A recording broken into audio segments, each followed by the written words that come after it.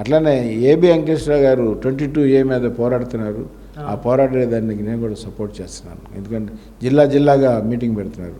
ఎందుకంటే చంద్రబాబు నాయుడు గారు 22A కింద పెట్టినట్లు 70% తీసేసామన్నారు ఇప్పటివరకు 20% కూడా తీసేయలేదు.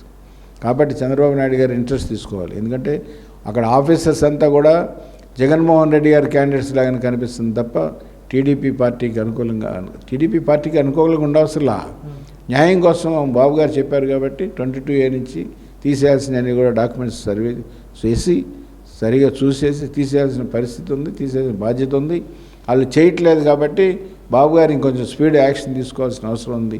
ఎందుకంటే మనం చూసాం, ఇప్పుడు జగన్ గారు కబ్జా చేసి హెలికాప్టర్ దించుకుంటే 2019 నుంచి ఆ పొలం వాళ్ళు నోటీస్ ఇస్తే వెంటనే 22A కింద పెట్టేశారు 2019లో. దాన్ని చంద్రబాబు నాయుడు గారికి కూడా వెళ్ళి వాళ్ళు వినిపించుకుంటే కర్నూలు మీటింగ్లో ఫస్ట్ అరగంట సేపు దాని మీద మాట్లాడారు బాబు గారు. అలానే తర్వాత మళ్ళా అసెంబ్లీలో ఒక 20 నిమిషాలు మాట్లాడారు, నేను విన్నాను. అలానే కలెక్టర్ల మీటింగ్ వేసి ఒక అరగంట మాట్లాడారు దాని మీద, ఆ విషయం మీదే కాదు 22A మీద.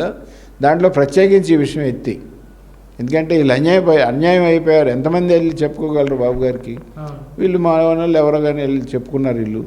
కానీ ఈరోజు వరకు కూడా గుంటూరు కలెక్టర్ దగ్గరికి వెళ్ళమంటారు. గుంటూరు కలెక్టర్ దగ్గరికి వెళ్తేనేమో 10 రోజులు టైం ఉంటాడు. సిఎస్ గారి దగ్గరికి వెళ్తే గుంటూరు కలెక్టర్కి ఫోన్ చేసి ఇది బాబు గారి ఇంట్రెస్ట్, ఆయన ఫస్ట్ పట్టుకుంది ఇదే కేసు, నువ్వు చెయ్యి అని చెప్పేసి సిఎస్ గారు చెప్పడం, వెంటనే ఆయన మళ్ళీ ఈ పార్టీలకి మెసేజ్లు పెట్టడం, 10 రోజులు టైమే ఉండి సీఎం ఆఫీస్ నుంచి ప్రెజర్ చేయబాకండి అని చెప్పి చెప్పడం చాలా దుర్మార్గంగా ఉంది ఈ ఆఫీసర్ల పరిస్థితి. వ్యవస్థ చక్కరంగా పనిచేయట్లేదండి. పనిచేయించాల్సిన బాధ్యత చంద్రబాబు నాయుడు గారు రేకాటికి ఆ ఊరు తిరిగి ఈ ఊరు తిరిగి పాపం జనంలో పడి తిరుగుతున్నారు, బాగా తిరుగుతున్నారు.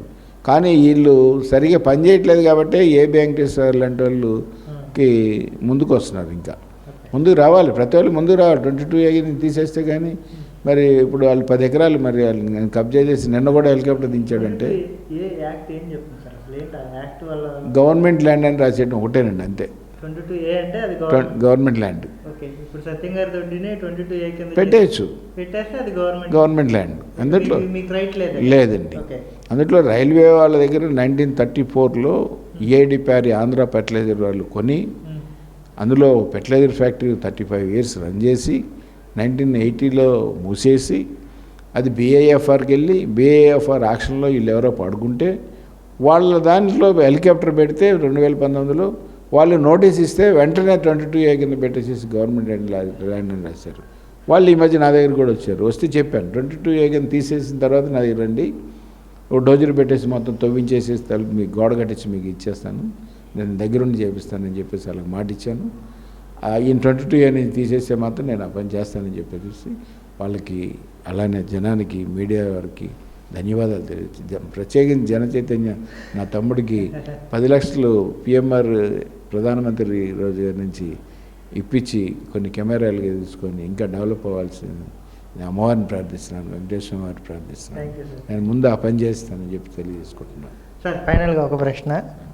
ఏబి వెంకటేశ్వరరావు గారు, అదేవిధంగా విజయసాయిరెడ్డి గారు ఏమో వైఎస్ఆర్సీపీకి వ్యతిరేకంగా కొత్త పార్టీ పెట్టబోతున్నారని వార్తలు వింటున్నాం. ఇప్పుడు ఏబి వెంకటేశ్వరరావు గారు ఏమో చంద్రబాబుకి వ్యతిరేకంగా ఒక కొత్త పార్టీ పెట్టి కమ్మ ఓట్లని కొద్దిగా ఇచ్చేద్దామన్న ఇంటెన్షన్తో అయితే ఇద్దరు కూడా ఒక అధినేతలకు వ్యతిరేకంగా ఒక అడుగైతే ముందుకెళ్ళిపోతున్నారు కదా.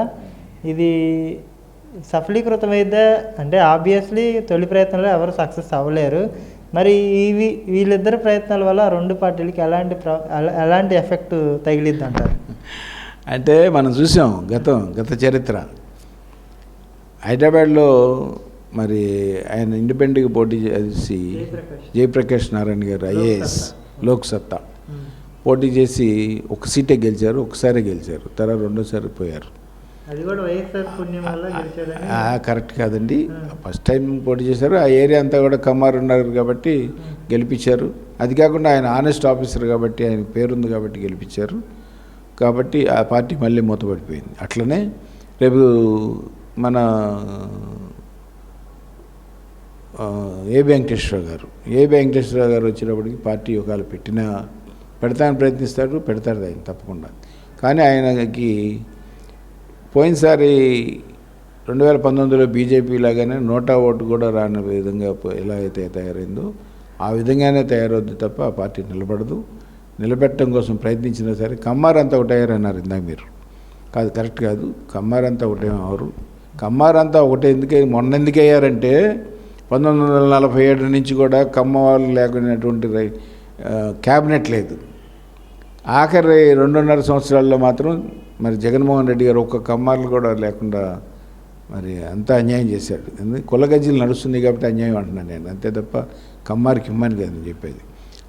47 నుంచి మరి మొన్నటి వరకు కమ్మవారు లేని క్యాబినెట్ లేదు. అలాంటిది ఆఖరి 2.5 సంవత్సరాలు కమ్మారికి జీరో చేశాడనే ఉద్దేశంతో కమ్మాళ్ళంతా ఏకమయ్యారు మొన్న. ఇప్పుడు రేపు కమ్మాళ్ళంతా ఏబి వెంకటేశ్వర కోసం ఏకవాల్సిన అవసరం లేదు, ఏకం అవరు కూడా. అట్లనే విజయసాయిరెడ్డి గారి సంగతి కూడా అడిగారు మీరు. విజయసాయిరెడ్డి గారు వచ్చినప్పుడు నేను మాట్లాడాను, చంద్రబాబు నాయుడు గారు బీజేపీలో చేరకుండా నాకు అడ్డం పడుతున్నారు సత్యం గారు అని చెప్పారు నాకు. నిజం, అమ్మవారి సాక్షిగా.